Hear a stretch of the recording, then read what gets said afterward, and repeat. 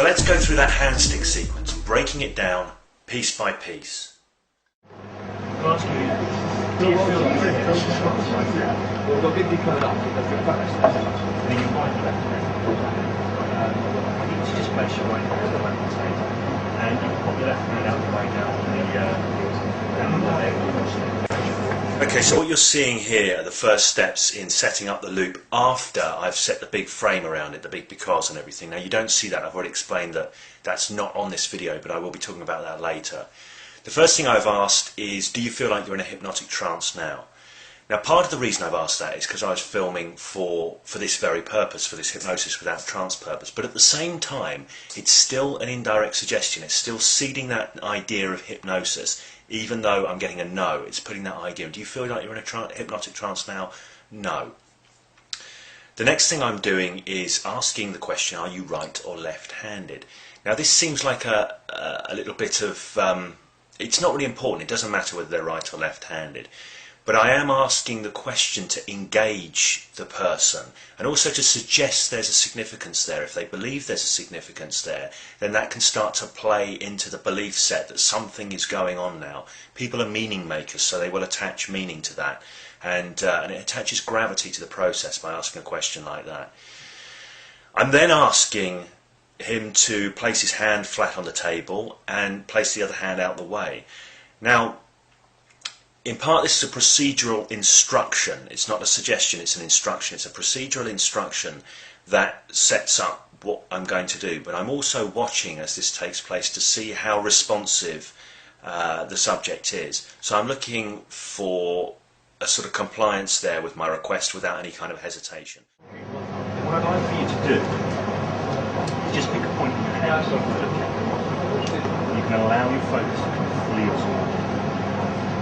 And as you continue to look at that point, I'd like you to be aware that you can see your hand, and you can feel your hand on the table, and you can feel the table just pushing up the sounds around you. You continue to look at that point. So in this section you can see that I've set up what's classically called an eye fixation. Now some people believe this is a necessary part of a trance induction. I'm not thinking about this as a trance induction at the moment. For me, I am setting up focus because it is important that the person is focused on what's happening, is aware of what's happening in the moment, because I want to draw them into a loop. So the eye fixation there is about focus. What I've moved on to do there is to start with a process of pacing the subject's experience. So I'm talking about you can see your hand, you can feel your hand rested on the table, and you can feel the table pushing up on your hand. So I'm going into the see and the feel at that point. And I also mentioned at other points I pace what's going on, the sounds around and that kind of thing. So I'm going into the visual, the auditory, the kinesthetic. I'm pacing the person's experience, what's happening for them in those three basic channels. There's another little touch there, I'd say, when I set up the fixation about becoming fully absorbed. I use that line a lot, fully absorbed, because I really want them in the moment. I want them to step away from that critical part of their thinking and become absorbed in the experience that they're having right now. So these are all the things I'm doing, and this is the initial part of drawing them into a loop. It's pacing their experience. Think about that experience part of the loop. I've done a little bit of engaging of beliefs earlier, and now we're into experience. And as you do that, as you feel that loop inside your hand, I like you to just imagine there's a powerful glue spreading between your hand and the top of the table. Very powerful glue. In fact, as that glue starts to spread into your hand starts to lock and stick. Continue to look. As you imagine that.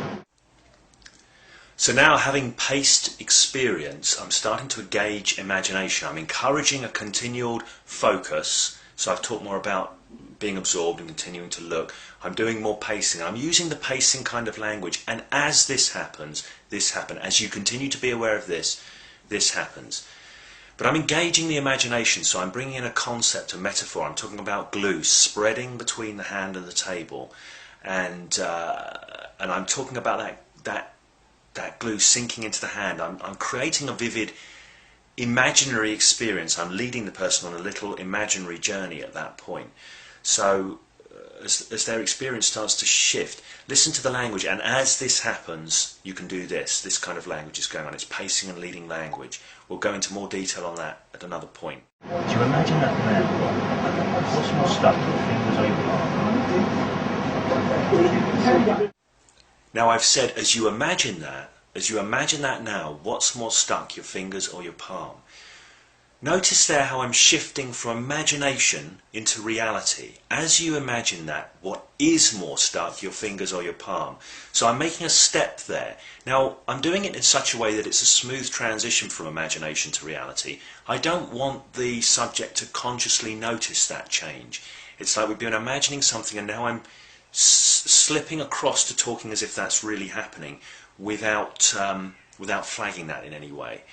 Also notice what's called a bind I'm setting up here. What is more stuck, your fingers or your palm? Now, in saying that, I'm presupposing that something is more stuck. So I'm saying indirectly that they are both stuck. It's what's called an indirect suggestion. Many people who are interested in NLP will know about this, or the Ericksonian approach. It's an indirect suggestion. And really, as soon as he answers one or the other, he's accepting that there is stuckness there. He's accepting that into his reality. So I'm asking, what's more stuck, your fingers or your palm?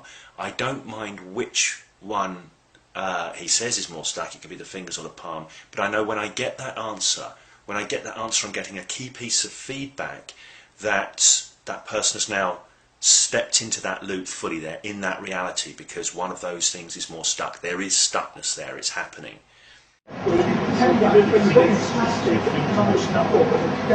how your fingers can stick more and lock more fully, all the way through. So I'm going with what the subject says. As soon as he says fingers, notice how I repeat his word, fingers, back.